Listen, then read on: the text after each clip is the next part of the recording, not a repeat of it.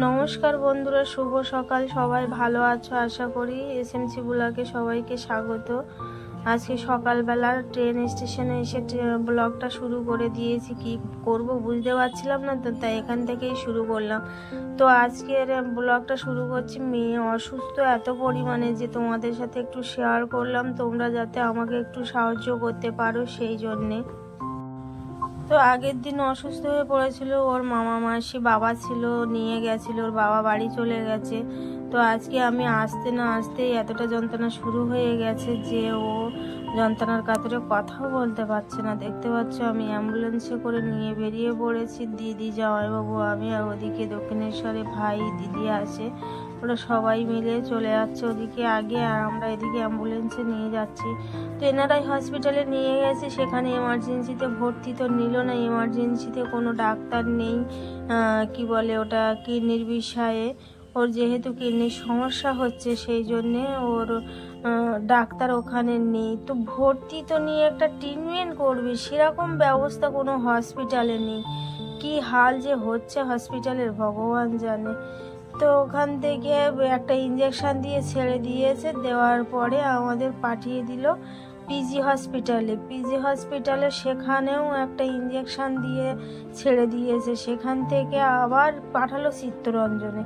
এই করতে করতে সমস্ত হসপিটাল কাটাতে আমরা ক্লান্ত হয়ে যাচ্ছি। ওকে সামলাবো না আমাদের নিজেদের সামলাবো বুঝতে পারছি না। 5টা-6টা মানুষ যেন পাগল হয়ে যাচ্ছি ওর যন্ত্রণা দেখে। ও কতটা কষ্ট পাচ্ছে তো বুঝতেই পারছো। তো তোমরা সবাই প্লিজ বেশি বেশি করে আমার একটু সাপোর্ট করো, আমিও তোমাদের সবাইকে সাপোর্ট করবো। তো দেখো বাইরে নিয়ে বসে আছি, ইঞ্জেকশন রাতে কোথায় নিয়ে যাব, শুধু হসপিটালে নিয়ে ঘুরেই তো বেড়াচ্ছি, কিন্তু কাজের কাজ কিচ্ছু হচ্ছে না। নিস্তেজ হয়ে পড়ে আছে, শুধু তাকাচ্ছে কিন্তু কথাটাই বলতে পারছে না। এদিকে ভাইও ওর পাশে অবাক হয়ে দাঁড়িয়ে আছে, দেখতেই পাচ্ছ।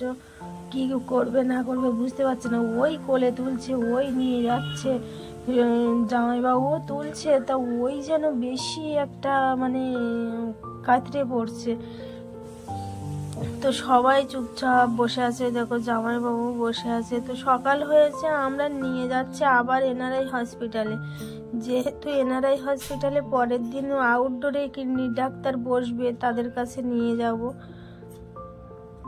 তো ওখান থেকে নিয়ে আসলাম এনআরআই হসপিটালে এসে এতটা লাইন দেওয়ার পরে একটা টিকিট পেয়েছি।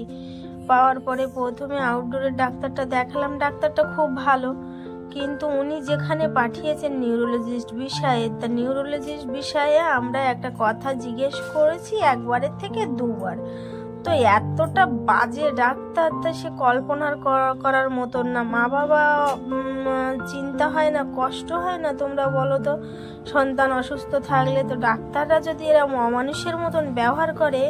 এনআরআই হসপিটালে এত খারাপ ব্যবস্থা, কিছু কিছু ডাক্তারের, সবাই নয়, কিন্তু ওই যে নিউরোলজিস্ট বিষয়ের ডাক্তারটা এত বাজে, তা সে কল্পনার বাইরে। তো আজকের মতন ব্লগটা তোমরা এই পর্যন্ত দেখো।